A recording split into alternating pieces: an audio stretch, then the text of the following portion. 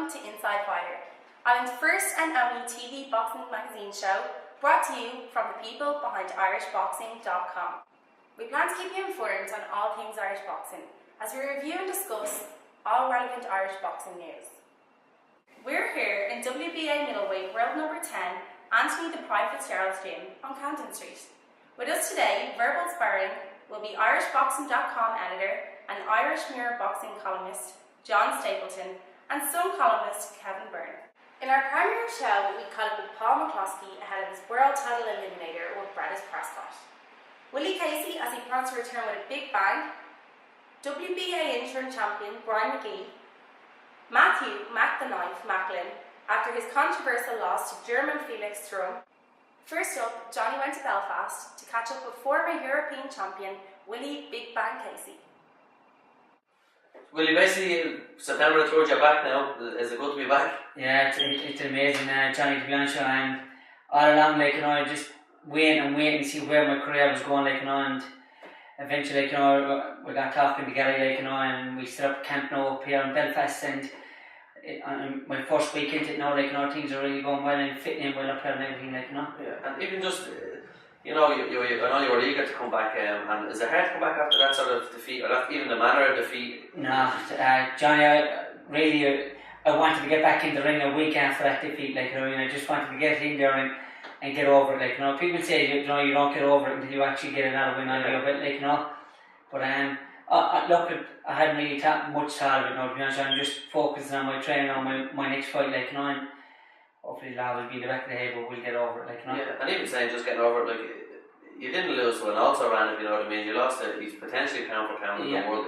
Was he that good, or was he that powerful, or? Well, look, when you look at the fight, if you look back at the fight, everyone you think, Jesus, he's an animal of a fighter, And in fairness, you can't take it from him, he knows every trick in the book. But at the one time, I honestly believe he needs to be tested as well. He caught me in the first round.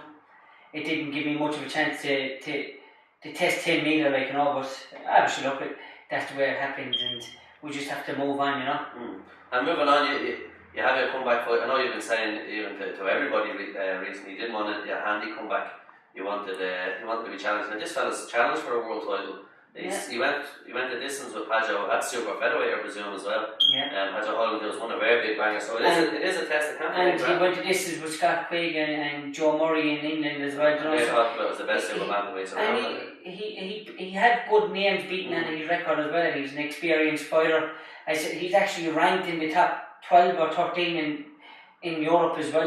So it'll be a good. He'll be here to win, and it'll be a really tough fight. But I think when it comes to September 3rd, we'll be more than ready for him, Yeah, but you're not taking him for granted in any way. It's not a handy. It's definitely not a handy fight. No way, regardless of who I get into the ring with, Johnny, I would never take anyone for granted, regardless of if they're 50 losses and only one win or whatever they have. Yeah. This guy can be a very dangerous guy, and unless I go in there with full belief that I can win it and not to be taken for granted, things should be fine, And just, you're saying he's number 12 in Europe, and so is this like the first fight on the European comeback trail, or?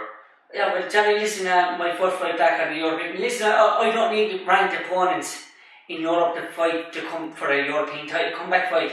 All I need is a handy win under my belt and fight for that European title again. You're saying you're eligible regardless at the moment, eh? I would be eligible, I give up that belt, I didn't lose that belt, so listen, it's a good fight. I want to give fans are going to be paying to come in to see you fight, they want to make sure they get their money's worth, and if this guy does go down in the first round like I did in my last fight, it's because he gets caught and not because he just over here for a few pounds or whatever, And so is there an element of pride in you that you don't want an easy one, you want to show people who Willie Casey is?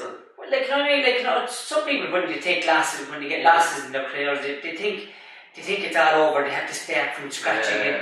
I want to take off where I left off from before the world title fight. I want to take off from before at European level, and I think this guy is pretty much in the European rankings, so I think he'd be good enough, for a good fight, And what about if you're talking about European titles? Kiko's the champion now. I know from talking to Kiko or Joe Forbes, and they wouldn't be too interested in fighting you because you went to Rigging. They'll probably, if you know what I mean. No, listen, if they're not interested in fighting you, it's because they're afraid. No, right. Do you know, listen, you can use all these excuses. I was meant to fight Kiko the first time ever, like, you know, and he pulled out of it. I didn't pull out of it. Right.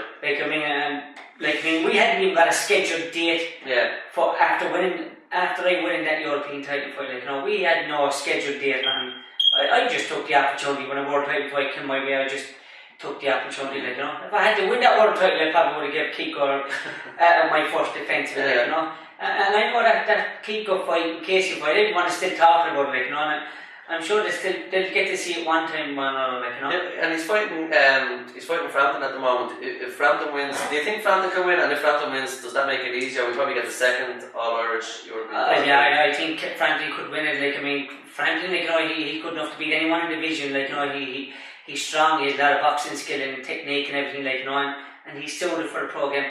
I think he's good enough to win it. But on the night, it's all on the night then as well. Like, you know, Kiko's very experienced and he's tough and he's strong, like, you know, so it depends on what way whatever game plan Cal brings to the table with him, like, you know, it depends on what way he plans to fight him, like, you know. But if Cal does win it, does it make it easier for you to get that shot?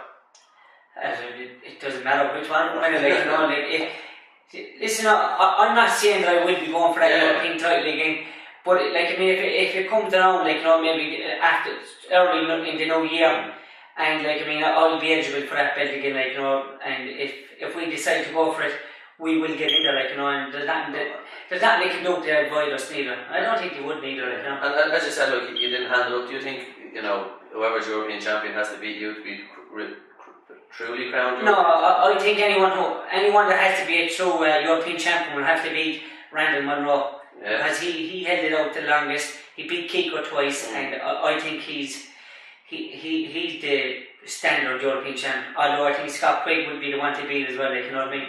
And you're fighting a fellow before, so it's Scott Quigg, which is standard enough. Well, I don't think, like, I'm not taking anything for granted, like, you know what I mean. Regardless of how I get on in this fight, if I stop him in the first round, second round, that doesn't mean that I can go on and beat Scott Quigg, like, you know. Any boxer out there who thinks that way otherwise, like, you know, would be a fool, like, you know. And you just get out there, like, you know, and you just do your best, and if the knockout comes, it comes. If it doesn't, you just have to make do with the full distance, like, you know. Yeah, and the other news with you probably then is, you know, you jumped ship recently, you've gone off to Gary Hyde. It's strange unseen as Riggindale is managed by Gary Hyde. What was the thought behind that, or how did it even come about? There was no thought to it, like, you know, when myself and Gary got talking, and, you know, he was interested to work with me, and, you know, like, we put a contract on the table and we went over it. And we were happy enough with it, you know, so I mean, it sounds complicated now, but to me, it sounds like that my career is back on track again. Yeah. And you know, I can look after my career now and make the best of it while it lasts, you know. I haven't got time to be wasting around, like, you know, jumping from promoter to promoter, like, you know. And was it a case that Dolphin couldn't provide the fights, or was it that body shot Riggindale landed was a body shot to Dolphin as well, basically, was it?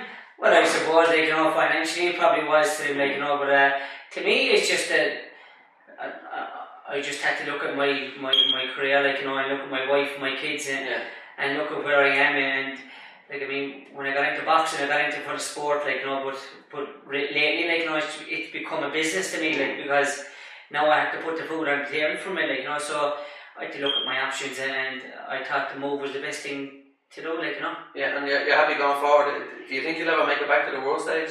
Definitely. Yeah. And I think Gary Hyde's the man to get you there. I think, you know, I mean, we're going to start off with Daniel Cajole, like, you know, and Daniel Cajole is in the top 15. If I ever want to, like, if I want to compete at European level, like, you know, I mean, I need to beat Daniel Cajole, even though I can't take him for granted, but at the one time I have to be beating him, like, you know, to compete at this level.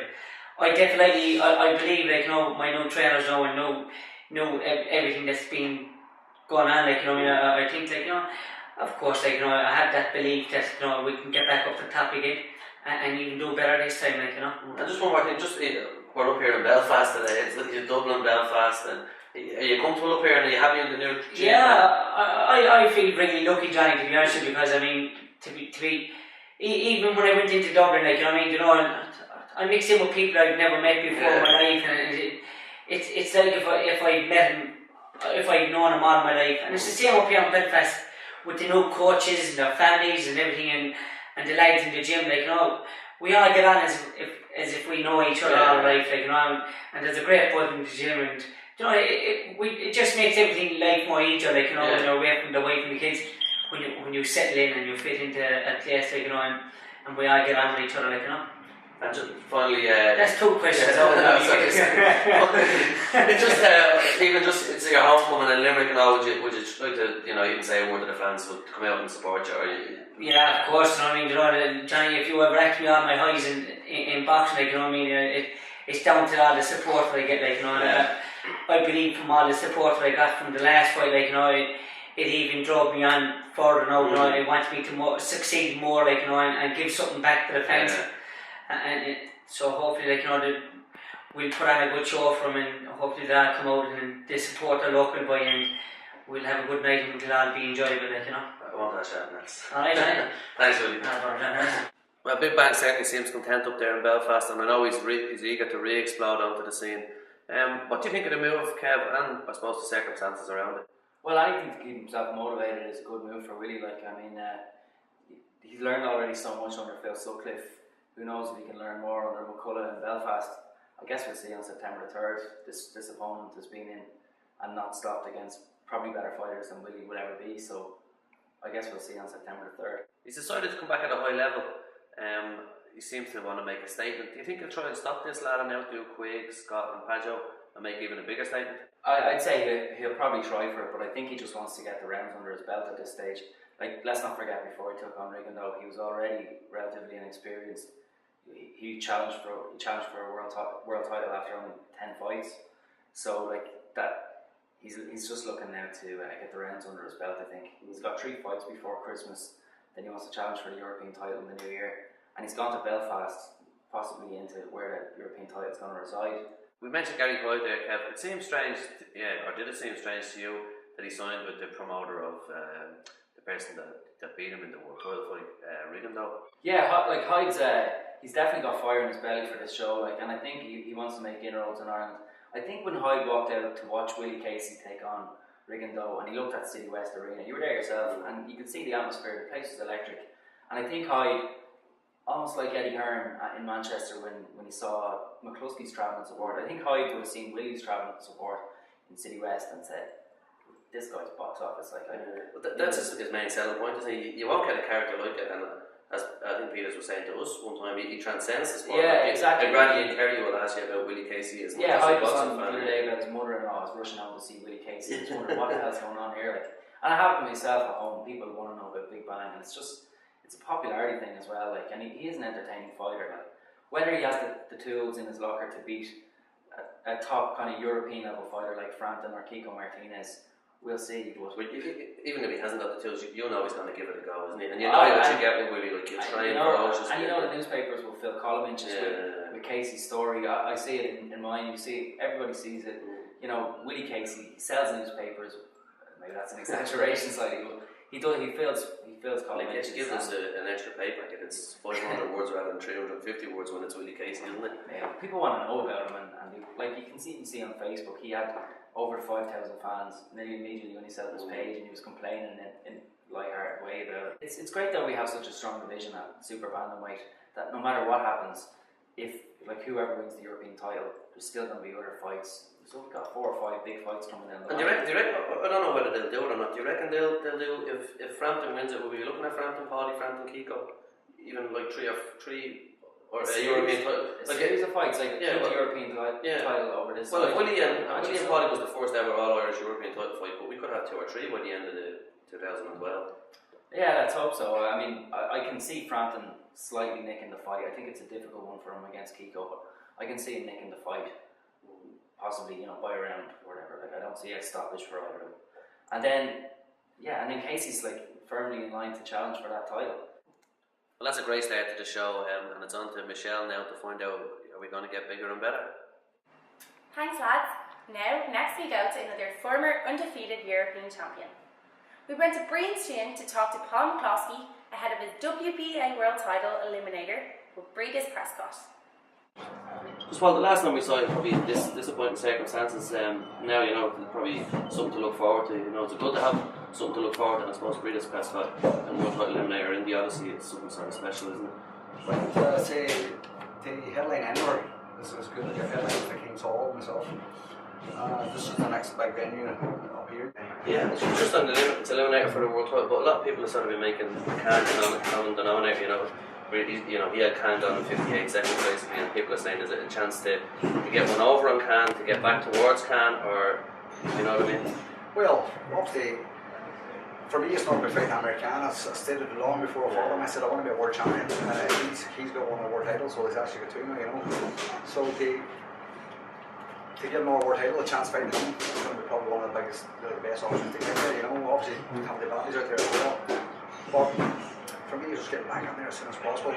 Prescott is the man that knocked him out in 90 seconds or whatever, So we sat down afterwards. The press conference after the fight, he said, beat all the boys I beat.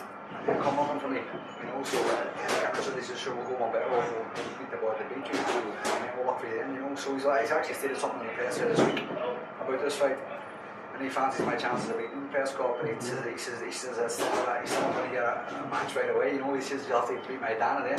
He said he didn't fancy your chances against Maidana. Is this world title fight eliminator for Maidana, or?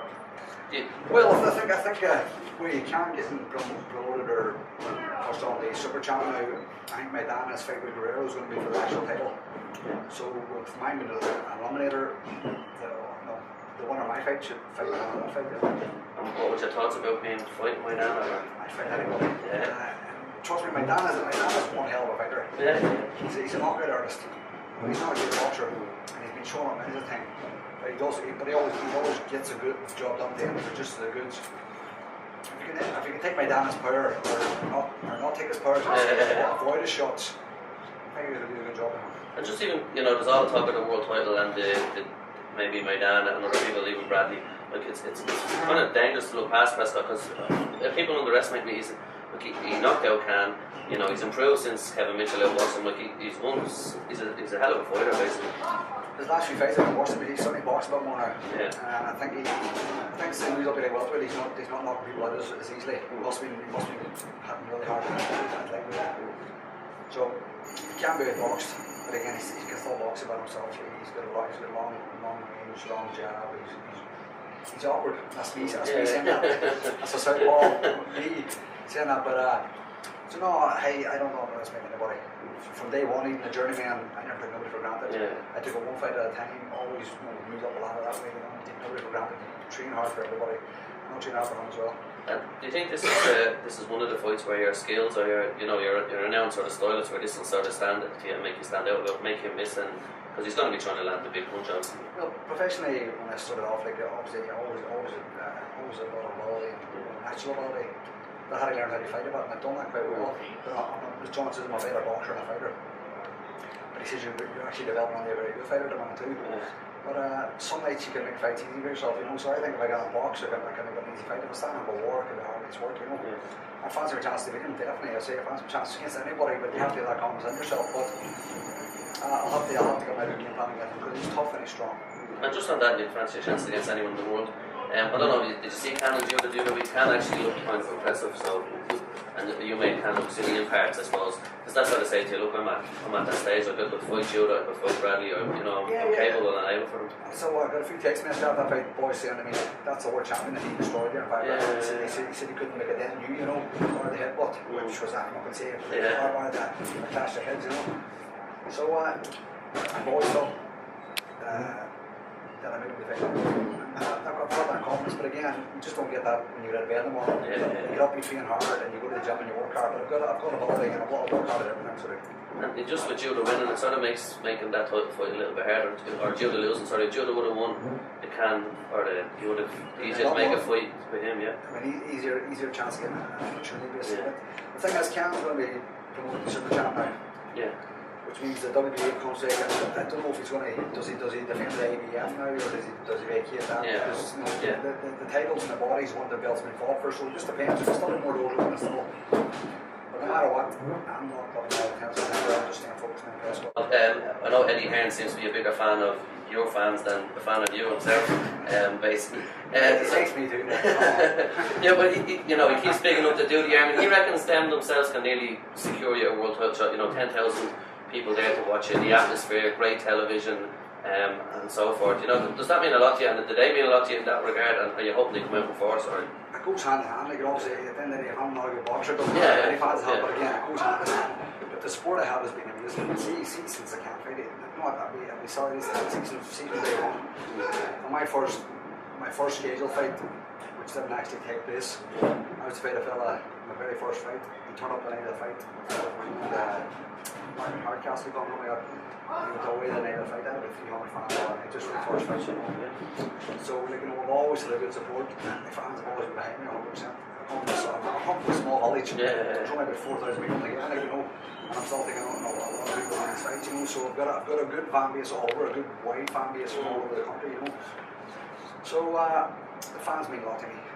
Obviously, if you're fighting in an arena and there's only 3 people not to watch you fight, I wouldn't give you a buzz, But the fact there's so many people behind you gives you quite a kick. And how did you feel coming out for that calf? Because I was there, it was absolutely amazing. It was like Byrne and Donetsk, and it was in Manchester, if you know what I mean. Exactly, but again, I had the hard work done. I was focused on that job. I wasn't worried that.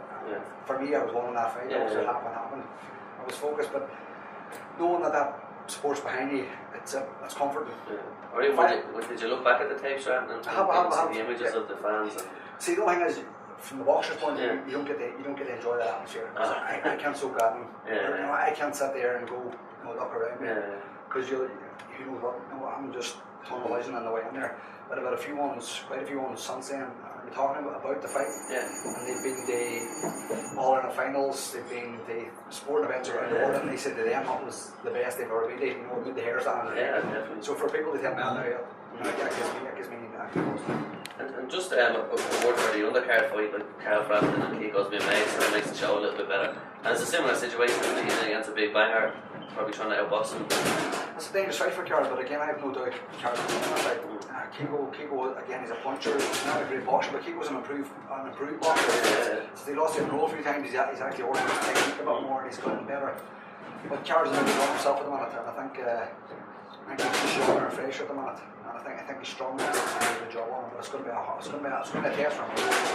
But that's two more walker fights on top of the bill, basically. Yeah. I don't know what the rest on the card is, but I'm sure they're going to have all their good fights on it, saying they're all going to be local people, which is going to be good, and hopefully get all the kind of fighters. Maybe a few foreign on boards, and real exciting fights, but I think it's going to be a good ball. And just one last question, a lot of people have been making it of the golf lately, saying and comparing yourselves, maybe Carl and yourself, maybe Eamon or whatever.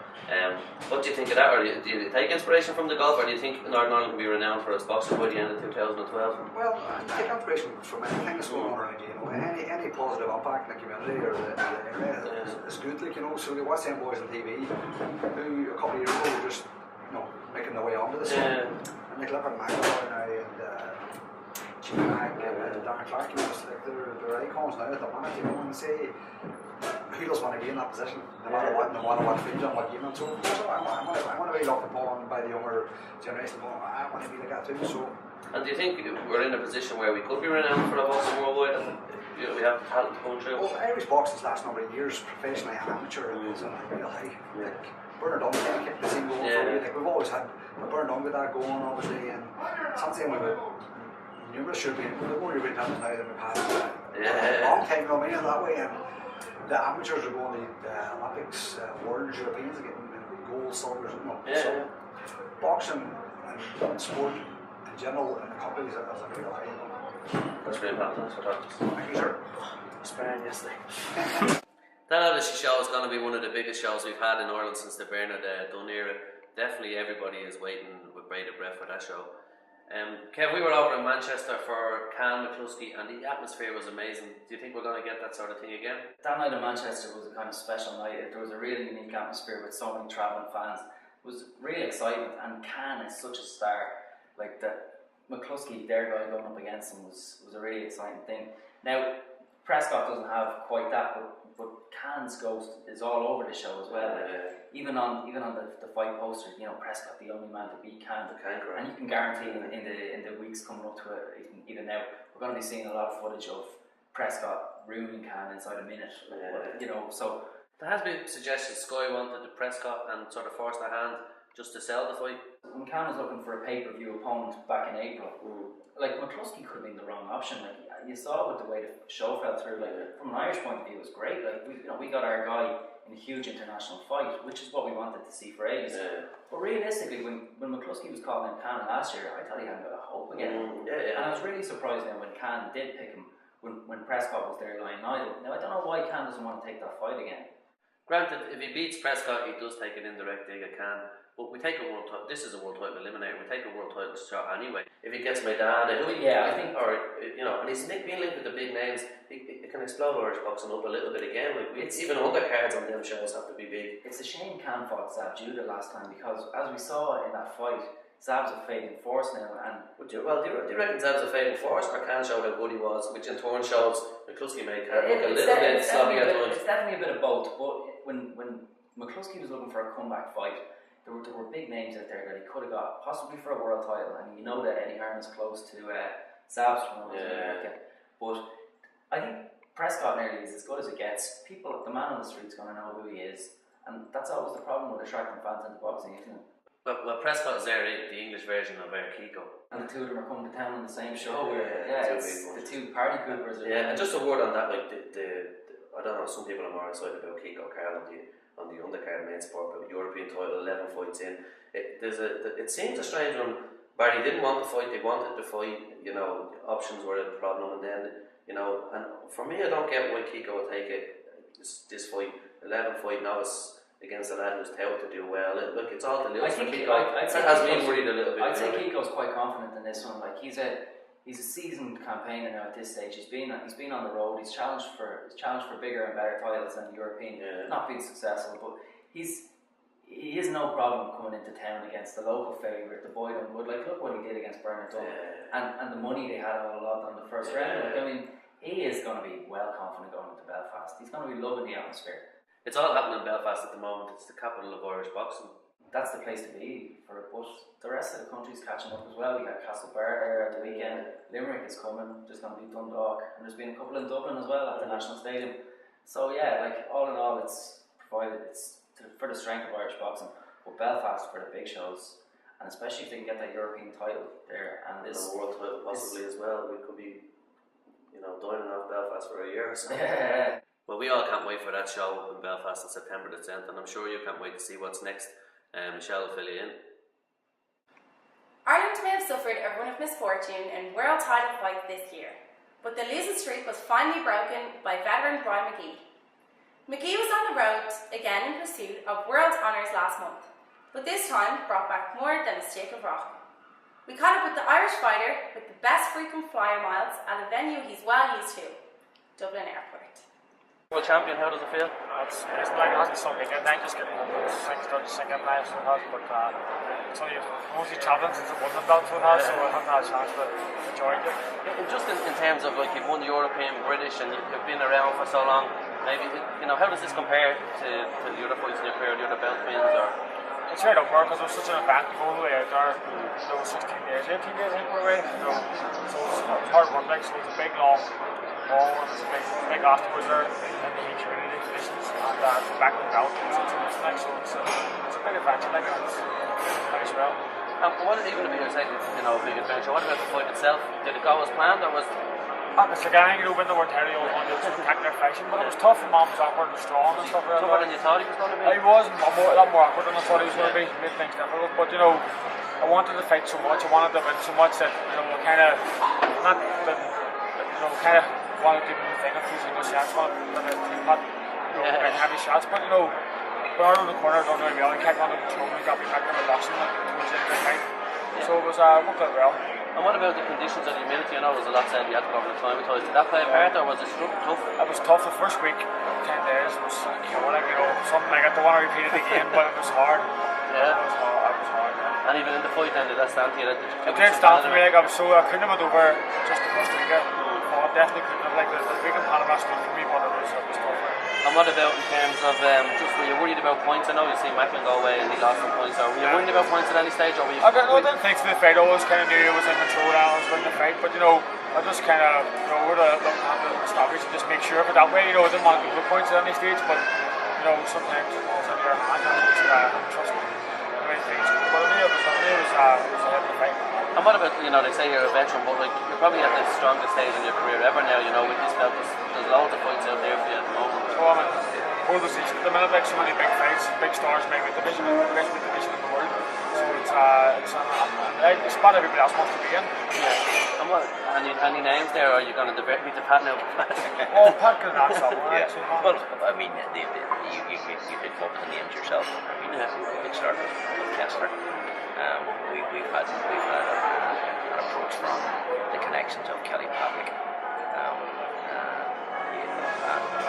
we would have there's a Danish boxer called Martinson. There's been talk of him, and then there's an interboxer from Montreal where Brian boxed previously called Renan Saint-Just. So those are only four that we can mention today, and they're all active. I mean, Brian's in a position now where we don't have to go looking for anybody; they're going to come looking for us. Are you looking for maybe Belfast, Pat, or? Well, we'd love to fight at home, but the problem is if you're fighting at home, you've got to fight a home fighter, and there isn't anyone in the top 10 who can fight Brian. So we have no problem traveling again. Not at all. Now, I don't know that we want to go as far again. And the conditions were quite harsh. The fight was very physical, demanding, and the guy Barbosa fought above himself. And why wouldn't he? I mean, he was in the stadium where the president of the country was there, 3 or 4 ministers, the whole of the WBA executive, and Don King. So and there were we 6, our team of 6, two travelled back before us, and we had 2 guys turned up from Leitrim, would you believe? And they thought the fight was in Panama, and they had to travel from Panama to Costa Rica by road, and then we had an old school friend of Brian's who settled in Costa Rica, and that was the extent of our support. But at the end of the day, the crowd they were very fair, and they came around. They appreciated what Brian showed, and there was absolutely no doubt about the decision. He was always ahead, and we didn't have a problem with it. Certainly, Brian would have liked the stoppage, but you can't go that far away in those strange conditions and be disappointed. You're at more level now, Brian, and the future is sort of bright. Just a word for your team, I suppose, even Bernardo and Panama and John have been with you all the way. JR pushed off all the years down the line. These 2 guys must be like without having Bernardo in Panama, like he made the Panama trip, like so it was through Bernardo's background in Panama and his family. I think it really stood for me for the fight, like so. Bernardo and his family were there because he could curves in Panama, so we made the trip a lot easier that way. So we take training every day, twice a day and stuff like that. So it was fantastic. But probably been a massive difference between boxing and I've seen the difference now in Panama, where his style he can't teach me, I see it first hand, and in the gym too. So I have that even more respect for not what he's teaching me and what he does as well. But JR and Patrick with me from the day on, it's a good achievement for us all. It's a team effort. Not a very difficult fight, but I appreciate a lot of things behind the scenes going on too. So everybody works hard, everybody knows the weight, so we're all part of this. Everybody's not just me. Brilliant. Thanks, Patrick. Congratulations again. Okay. Seems another amazing chapter that is the never-ending story of Brian McKee's career. Kev, he's 36, he's been around the world, although this is another strange but wonderful fight. Yeah, he's become something of a road warrior at this stage. Like he's happy to travel and happy to provide opposition wherever he's needed. Like it's great for Brian. Like I mean, he's a favourite over here, but and now he's coming into proper world title contention again. Like it's challenging. He did really well. Like, I mean, he emerged with a lot of credit from the Butte fight in March, and the same like the Casey fought Rigondeaux. Yeah. Like he fought quite well. Like, he was stopped, but he went out with a shield, didn't he? Like, people respected him afterwards.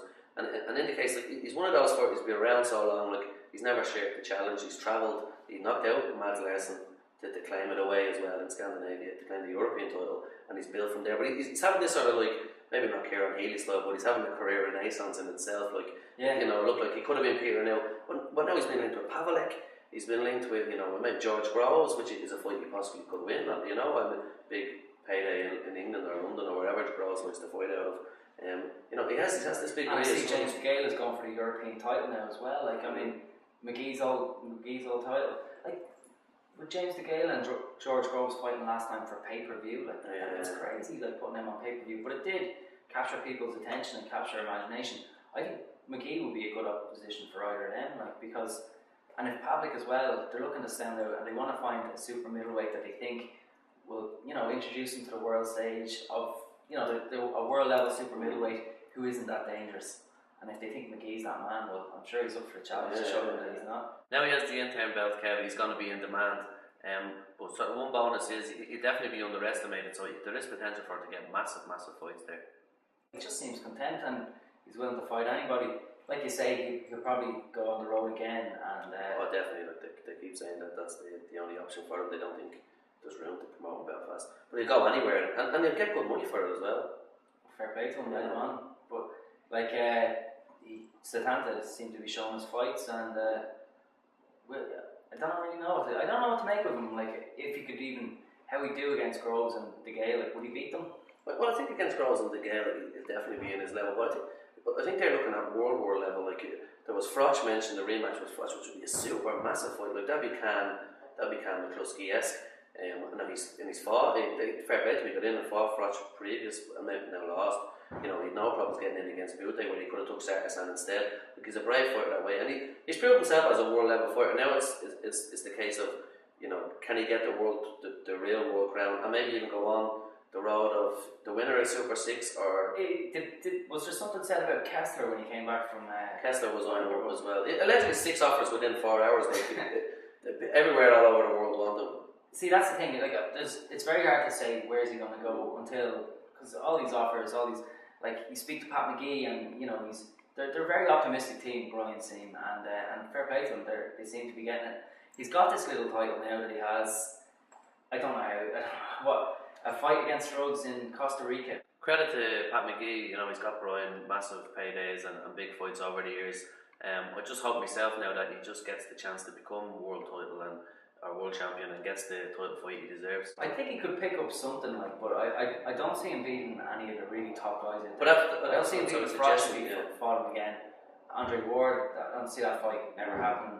I mean, he's going to fight Froch and Lewis, you know, possibly fight somebody else on his level. Kessler, I don't see McGee beating these guys, but he's definitely competitive. And his fight against Butte showed that. Like, I mean, he took some really hard punches in that. And I remember him rattling Butte around the 3rd or 4th as well, and I was really optimistic for his chances and all. And unfortunately, he got worn down with the body shots, and that uppercut he took that put him down, like.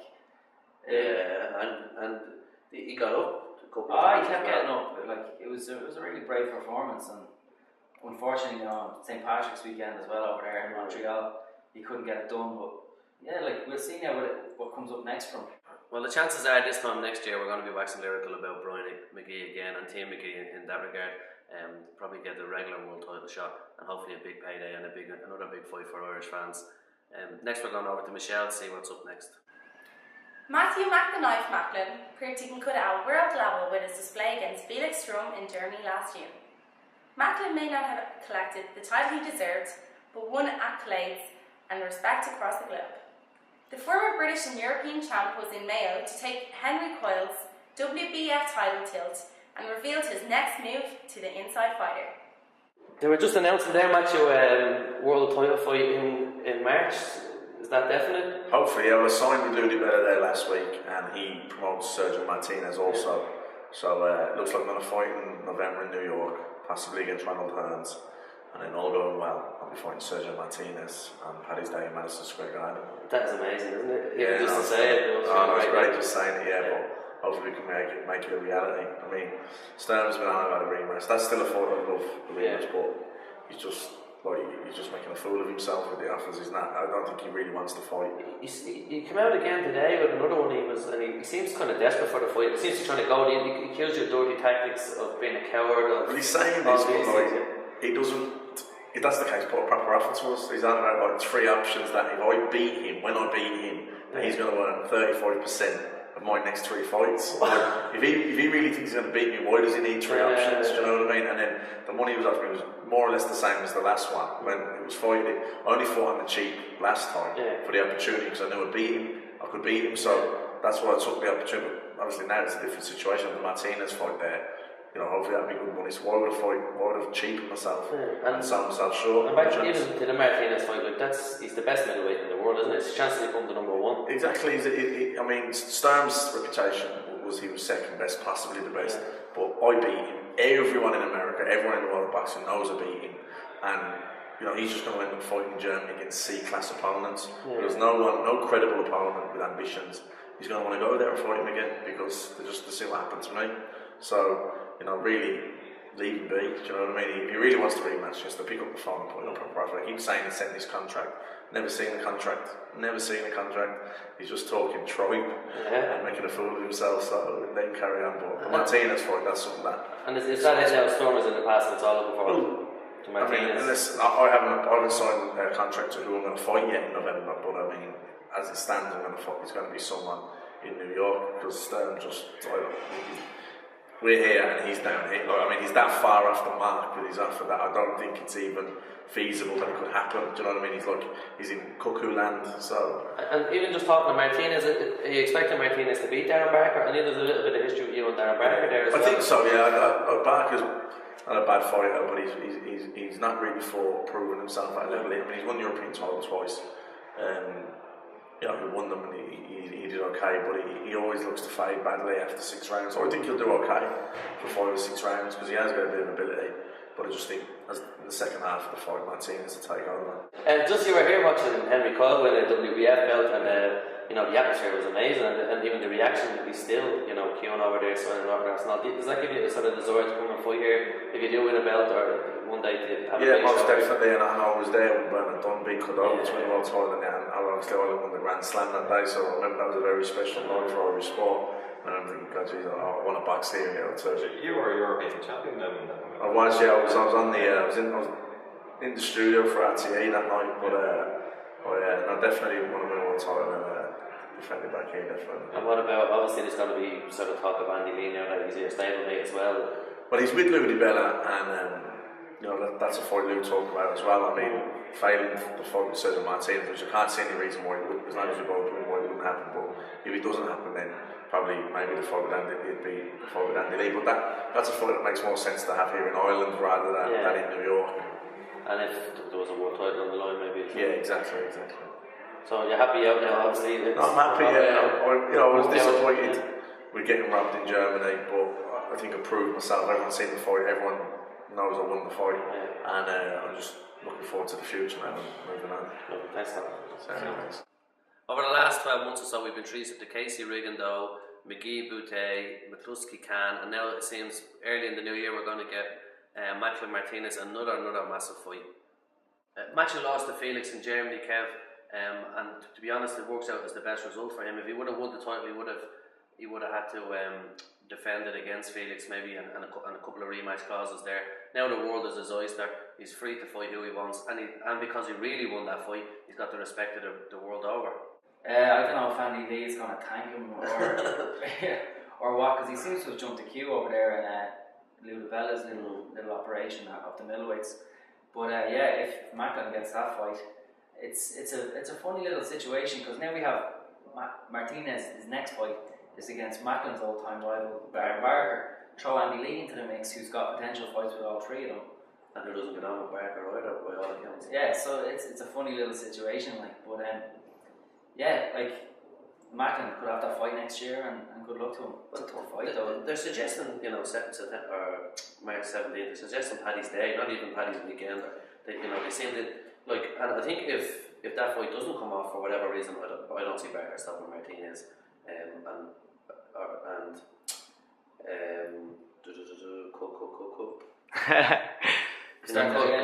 Just go back to that question again. You want to start all over again? It's up to you, yeah. Alright. Yeah, you're more comfortable with it? What question? Do you want a minute? No, I'm just trying to. Because generally you just waffle easier, but I just forgot your man's name there. We start on Macklin's go at Stern. Well, yeah, move on to possibly. Fuck. Is that raining or what? Seems to have stopped on you. Right. Whenever you're ready. Oh, you just didn't need it. Alright, hang on, tree. Fucking what was that on there? Well, Matthews, he's lost to Felix in Germany, but you know, you lose him, he's sort of won in so many other ways. You know, it's probably the best possible outcome for him without taking the title. Because as he said, you know, if he beats Storm, he has to rematch in Germany on less money. You know, the world is his oyster now, and Sergio Martinez is a massive fight. It was a good fight to lose because he made him. He looked good. Did he even lose it? People around the world thought Matthew Macklin won that fight against Felix Stern. People were posting up their scorecards all over the internet. Pundits and experts. The German media were slamming Stern all over for it. Like, I don't know if you scored the fight yourself. I had Macklin slightly for it, 7-5. It was a great fight for him to lose. It was a good fight for him to lose because he's got himself a new promoter, like one of the most vocal critics on the night on Twitter. Yeah, and he's been on to us a little bit, Cullen. You know, Storm is he seems to be trying to goad Matthew into the rematch. And you know, I was talking to Lou last week, and he's been calling Storm the paper champion and saying he just wants to get him to Germany. Why would we go to Germany again? You know, come on, we'll fight you in America or. Like Storm's had a couple of things now. I know he speaks in German and translations go up, but you know, he's been calling Matthew a coward, tell him to man up, you know, and man up and fight me. I think it'd be mad to go back to Germany. I genuinely think from watching that fight, he left it all in the ring. Like he really put everything into it, and it was kind of heartbreaking for him as a sportsman to lose. Now I know opportunities have been born out of it, but just to see somebody really empty himself and not get the decision, and you know, it's not come out in Germany, is it? Yeah, but since, you know, he's as you said, the world is his oyster now. Sergio Martinez, 17 in March, you couldn't get a bigger fight now. They announced it in Castlebar when we were down at that show that was a definite. And it seems like there's a couple of factors, you know, it's Barker versus Martinez first. Macklin, there was talk of even Chavez or Hearn in November. He's got to get over that hurdle. And then there's the Andy Lee situation as well. Yeah, like I think the likes of Andy Lee and Matthew Macklin, their only hope now with Martinez is that he slows down drastically, because he's operating on a different level of. Do you fight Martinez like you do, like you did Storm? Do you go all action? He's 36, or what way do you look at it, Kev? You want to bully him as well, like because he's kind of like physically he's bulky, like but he's not a big middleweight, you know. And what about age? Like, he's getting on a little bit now, is he not? Or yeah, but like he looks sensational now. On the same night that Andy Lee beat Craig McEwen, he looks sensational against Zinzer or whatever. It's a tough one, but he looked great and he stopped him.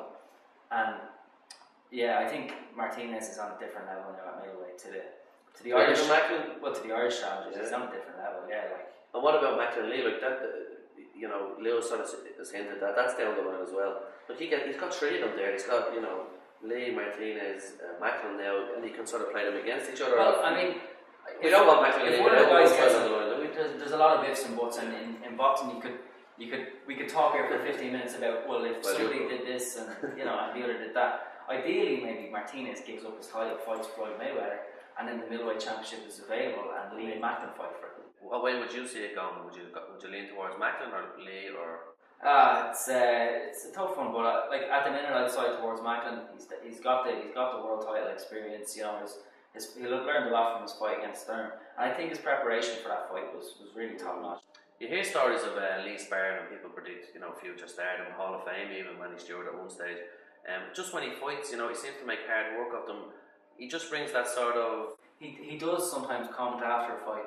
You know, I didn't feel like myself in there. You know, I'm glad I got the job done, but it wasn't all there, and I'm working at the next. That seems to be a regular thing, doesn't it? But he keeps on winning, yeah, and you know, I know he was behind against McEwen, but he leveled the scoring in the ninth and finished in the 10th. Like, you know, so he is answering the questions that are put in front of him, but he has a few more to answer. And if he was to fight Macklin tomorrow, I could only see one winner tomorrow. Just have to wait and see what happens over the next couple of months. It is an interesting time for the Irish middleweight division, and I think Michelle has something interesting up for us next. As if the show wasn't action-packed enough, Jonny and Kevin have a quick look at all the other Irish boxing news. Just some great interviews there, and probably all the big news. And unfortunately, we didn't get to speak to Henry Coyle down in Castlebar. But what a show! Like, WBF champion now, but the atmosphere down there and how people got behind him. You've got the Taoiseach in the corner. You know, you swear you're not down Floyd Mayweather. There's people crying in the ring afterwards, and he actually probably could bring a little bit of boxing to the West. I can see them selling those shows there regular, and with TG Carter on board, it sort of helps them out. Yeah, the West have got some great fighters at the minute as well. Like with the All Mayo clash between Sweeney and Waldron, which was another good fight. Which sort of points out, if you work that way, if you have domestic fights, people will come and see them, and like every fight in the card was competitive basically. Patrick Cullen looked well winning the WF champion. Patrick Cullen looked well. Paulie, another win. What do you reckon on Patrick actually, do you think?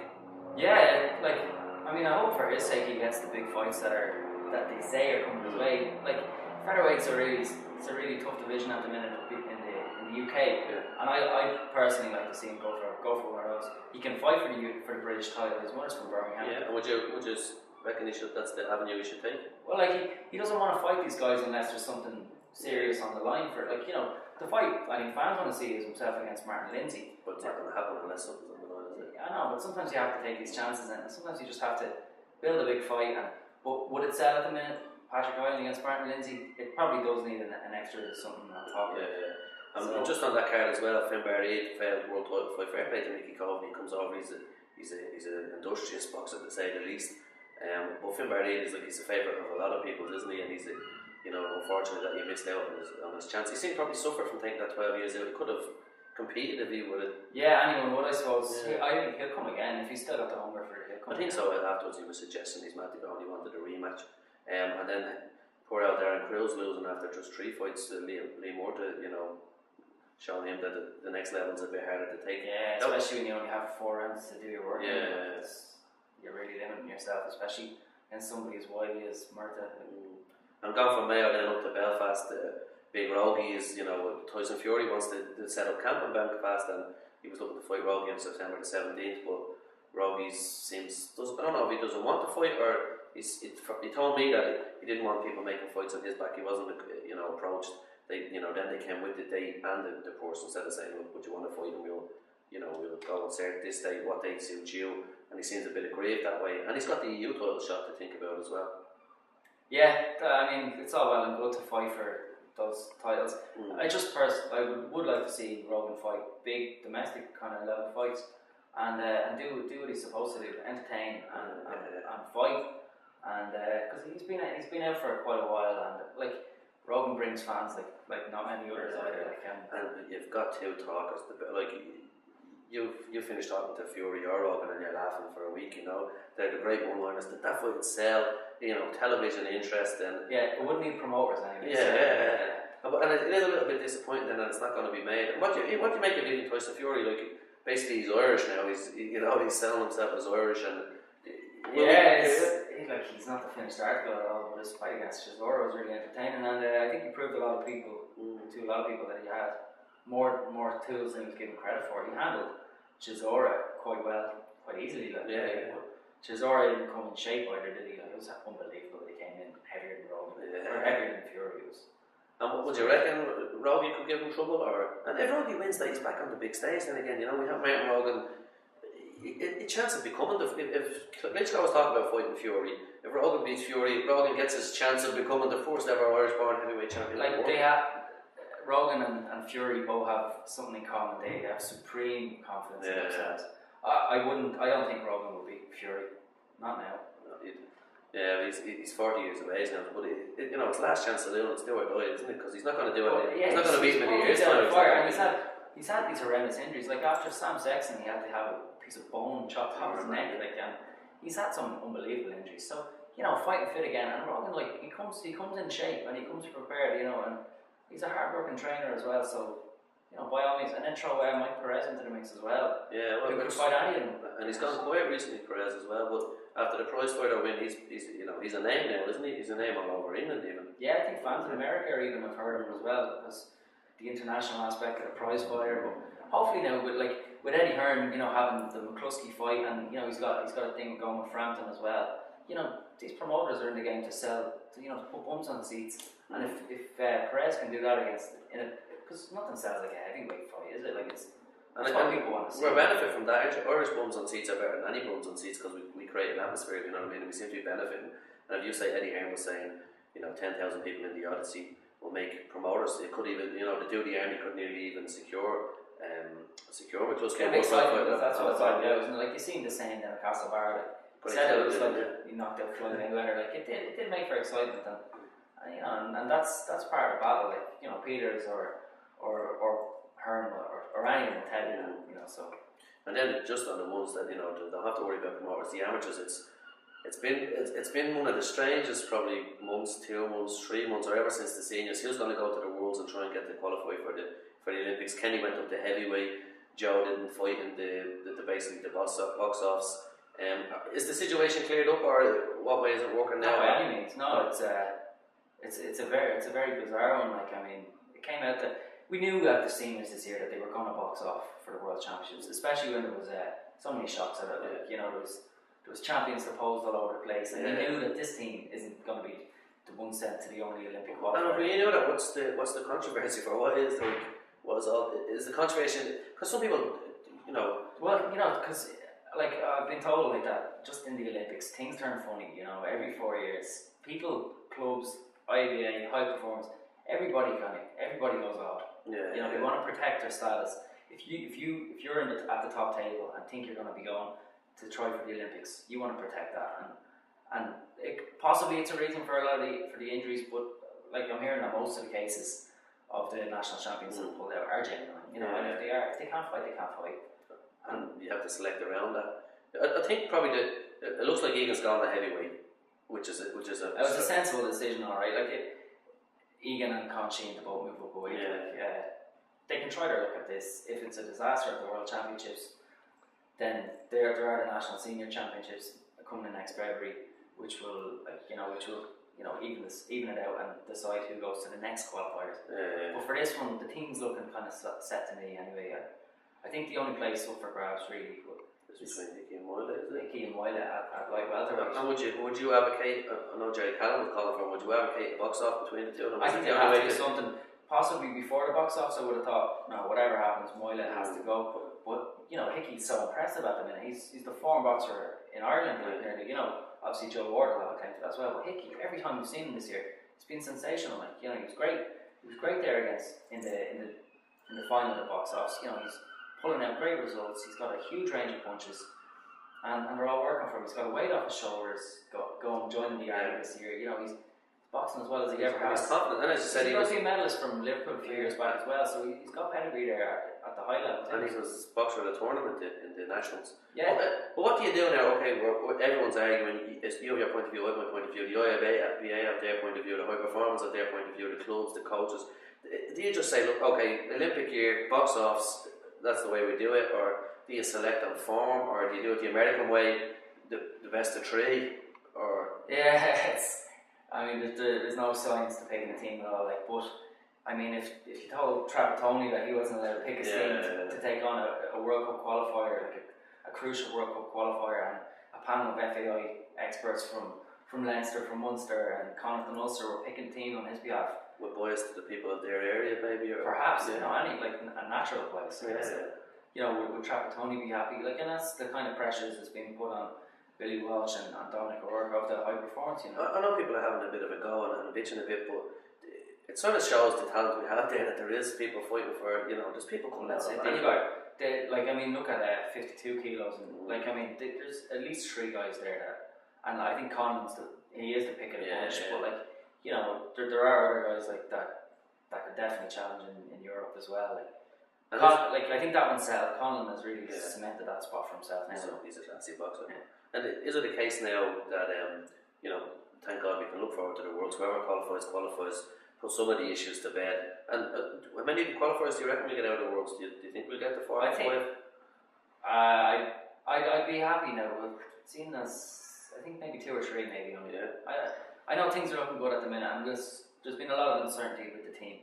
When they go away, the Olympic qualifiers is so hard to predict that better off aiming low. I know the team are going to be aiming for about about 6 anyway, I'm sure. Yeah. If they can get half of that, it'll be an achievement for this year. If we get 6 Olympians, and then we're looking at, Like, you got to remember the last time the Irish team went to the World Championships, they only qualified one boxer, Paddy Byrne, and I don't even think he was in the high performance of the team or at the time, so they still have a lot of work to do. Like, whatever team does get selected. I'd say we'll be talking about this for another 6 months, maybe next 4 years, we'll be with the same argument again. What's up next, Michelle? That's it for this month. I hope you enjoyed our first round of action. Join us again next time for more Irish boxing news. From Jonny and myself and all the Inside Fighter team, thank you for watching. That's lights out for now.